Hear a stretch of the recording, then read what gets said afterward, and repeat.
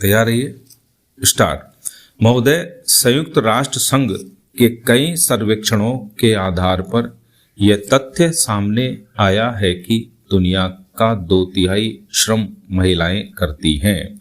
महिलाओं का आर्थिक योगदान 30% है और तिहाई महिलाएं घरों में काम करती हैं। 83% महिलाएं खेतीहर मजदूर हैं तथा उनमें अधिकतर पशुपालन, दुग्ध संबंधी उद्योगों में काम कर रही हैं।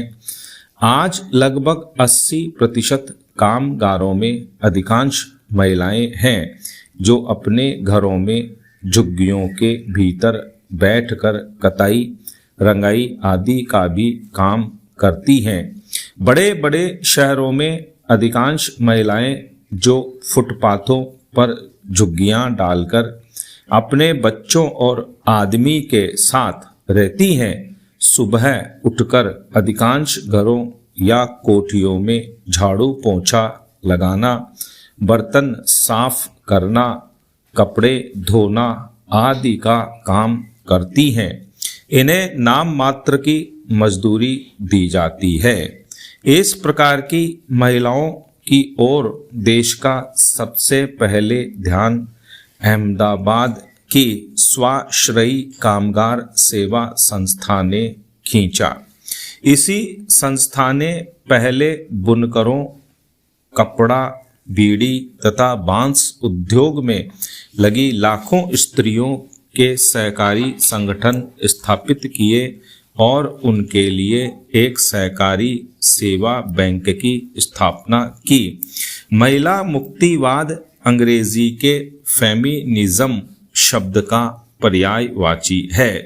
इस शब्द की आज तक कोई परिभाषा नहीं बनी जो हर समय और स्थान पर लागू की जा सके। यह एक ऐसा आंदोलन है जो महिलाओं को अपनी आज़ादी हासिल करने और उन्हें सुरक्षित रखने के लिए चलाया गया है।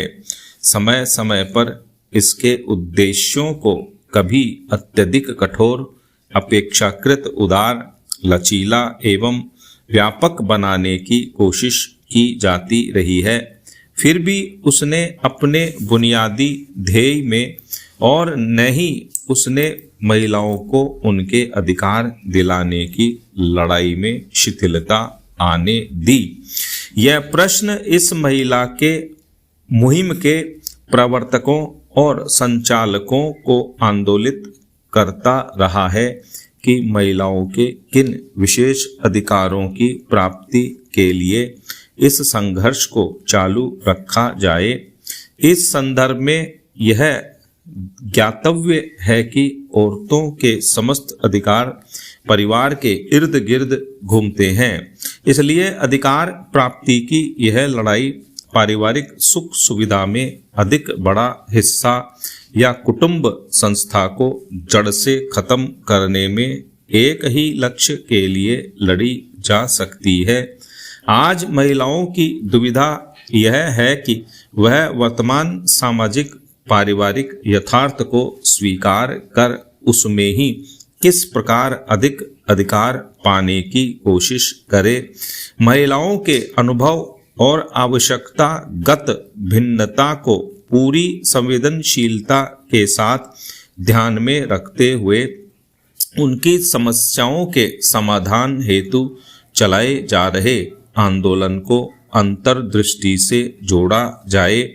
दरअसल किसी एक समान मकसद के लिए दुनिया की सारी महिलाओं को एक मंच पर एक साथ लाना संभव नहीं है। जातीय, आर्थिक और सांस्कृतिक भिन्नता महिलाओं की समस्याओं में आड़े आती हैं क्योंकि ये समस्याएं परिवर्तनशील होती हैं। यही वजह है कि आज तक विश्व की महिलाओं की समस्याओं को प्राथमिकता के आधार पर सूचीबद्ध नहीं किया जा सका। स्टॉप।